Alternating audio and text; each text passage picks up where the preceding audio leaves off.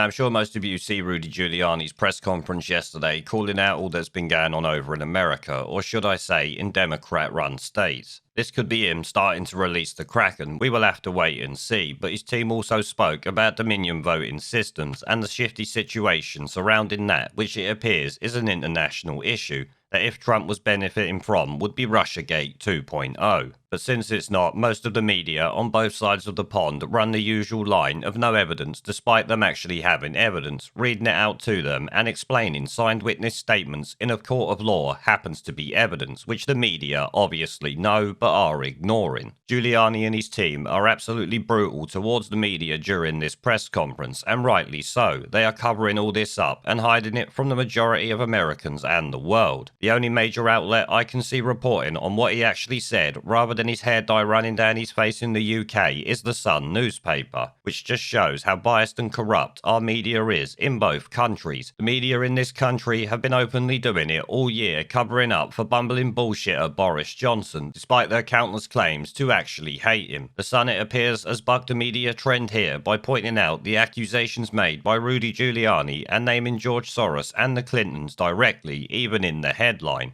Now, the involvement of people like these would not be surprising, since we are hearing reports in multiple places that more votes came in than people registered to vote there. And when it comes to shifty shit, the rich are usually neck deep in it, as you know. Us Brits know it far too well, thanks to Brexit and Soros having his fingers and pies involved in that. But the Sun article we're going to look at today headlines: Sweaty Rudy Giuliani holds explosive press conference claiming Soros and Clinton behind national election conspiracy. Rudy Giuliani sweated off his hair dye as he claimed he has evidence of a centralised Dem voters fraud scheme in an explosive press conference. Trump's lawyer appeared to be perspiring profusely as he shockingly accused George Soros, the Clintons and China of being behind a conspiracy to elect Joe Biden in dramatic scenes today, which, while still talking about him sweating, is still more than every other news article out there that I could find. Every other one is just talking about the fact that he was sweating hair dye down the side of his head. Trump's personal lawyer addressed reporters today and announced new election lawsuits claiming it was not a singular voter fraud in one state. On the president's official YouTube page, the live stream of the conference featured an unfortunate hot mic incident when someone could be heard saying, "You see fucking Rudy's hair dripping down his face." A Mother Jones reporter noted that when the Trump team noticed the error, they muted the audio, leading to live chat conspiracy theories about big tech censorship, which, let's be honest, there's no conspiracy theories regarding big tech censorship. It's kind of a given at this point that it happens. We all know that it does. You can look at most YouTube channels at the moment, go back a couple of months and see their views and subscriber gains compared to now, and see big tech censorship happening in real time. I have noticed it myself, and so have many others. It goes on though, a pattern that repeats itself in a number of states. Giuliani claimed before sweats began to pour down his face at about 12:45 p.m. Eastern Time, just over 30 minutes into the briefing. There was a plan from a centralized place to execute these various acts of voter fraud, he said, claiming it specifically focuses on big cities controlled by Democrats. Giuliani had one heated exchange with a reporter in which he repeatedly told her, "You are lying and don't lie to people," which is something he could literally say to every single one of the reporters in the room, because as we all know, it's all they've been doing all year and especially over the past month or so. It goes on, he also laughed loudly when another reporter asked a question and said she was from CNN in an explosive showdown. It wasn't really that explosive, he just mocked her because she's from CNN, which is obviously easy to do. They are the worst news network going at this point, alongside of course the BBC. Giuliani, who was flanked by attorneys Jenna Ellis and Sidney Powell, claimed cities like Detroit and Philadelphia were big cities that have a long history of corruption. Well, you can check the evidence, it actually is the case. The attorney declared that voter fraud in Pennsylvania could fill a library, and said he would only have been surprised if Philly hadn't cheated, and that you could say the same thing in Detroit. Which, while I'm not from these cities, I have heard a lot of stories about what has gone on over the years, and you can actually take a look and see how many Democrat politicians have been arrested in these states for the sort of fraud that he is talking about. The media obviously are not going to put that in there because it shows that there is probable cause that these people are a corrupt bunch of cunts, a bit like Boris Johnson and his ministers at the moment. Giuliani detailed the GOP's alleged circumstantial evidence in battleground states states, Nevada, Georgia, Michigan, Arizona, and Wisconsin, after multiple Trump suits were thrown out. Well, it seems the Sun can't be fully truthful because the Trump suits were not thrown out. As you heard in the press conference yesterday, they only have 3 suits and they have not been thrown out. They cancelled one because the courts agreed with them and essentially gave them what they wanted without needing to go to court. The other ones are brought by individual people, as Giuliani said during the press conference last night when the media tried to use this bullshit, but they're not going to report the truth. We know this is a fact at this point. He said that the press had repeatedly dismissed affidavits from people claiming that GOP inspectors were penned and treated badly, which obviously we know they have, and as I've said already, they are literally the definition of evidence in a court of law. If it was on the other boot, the media would be claiming them as irrefutable evidence, making President Trump guilty of whatever they were claiming. Since it's Trump saying it, no, this is not evidence, nothing to see here, these are all fake, baseless claims from the president, when we all know they are not. He made multiple allegations about the mail-in ballots sent in to polling stations as a result of coronavirus, claiming this included the same person voting 30 times in Pennsylvania, an allegation that is yet to be confirmed, which in real terms means it is true, because the Democrats could confirm this in a couple of minutes if they really wanted to, and call him out as spreading fake news. Since they haven't, I would suggest that it's likely 100% correct. Giuliani brought up My Cousin Vinny 1992, a movie about a New York lawyer, Vincent Gambini, likening one scene involving a witness with poor eyesight to GOP observers trying to look at the ballot count. During the fraught press conference, Trump tweeted that it was an open and shut case of voter fraud. Massive numbers, he said, which obviously, if the reports are true of more people voting than actually live or are registered to vote in these places, it would be an open and shut case, as he said. And given the way the media are not reporting on this, it seems to me that it would be true. He went on though. Trump's team then claimed that George Soros and the Clinton Foundation were involved in this centralized conspiracy to rig the election. Giuliani also told reporters Biden doesn't answer questions, much less give you sworn affidavits, which is correct. The only thing that Biden gives you is complete and utter brain farts. Some of them have been absolute gold, as you know, including the one where he said they had created the most inclusive voter fraud organization ever. Here, take a look at that. Secondly,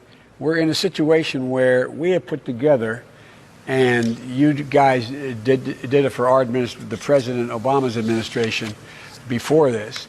We have put together, I think, the most extensive and inclusive voter fraud organization in the history of American politics. So, definitely a bit suspicious if you ask me, and it carries on. When we went to bed, Trump was ahead in all those states. Giuliani raged. It kind of begs credulity that all this happened in every single state. My goodness, this is how you win cases in a courtroom. Our goal is to go around the iron curtain of censorship and give facts to the American people that if you were a fair and honest network, you would be reporting for the past 2 weeks, he told a CNN journalist. But obviously, we know they're not fair and certainly not an honest network. There are no good bunch of snivelling fucking shitweasels, that is all they are. But he goes on here, let's go from the big pictures to the small picture, he said. This has been a massive attack. The people who did this have committed one of the biggest crimes I've seen or observed. They have destroyed the right to vote, Giuliani ranted. This is a plan. You have to be a fool not to see it. And I would 100% have to agree with that. It's got to be a plan the way this is going, and the media have to be involved. I would be very surprised if they were found out not to be. The article goes on, when I see crooked cities, go look at how many of their officials have gone to jail over the past 20 or 30 years, something I spoke about during the introduction. They picked the places, he added, claiming that judges were appointed politically after Trump's lawsuits were denied in 3 states. Well, they weren't denied in 3 states, but even if they are, that would actually be a good thing, because you would need them to go higher up rather than these politically appointed state judges and all that bollocks who are going to be Democrats, let's be honest. He claimed this was because of friendly judges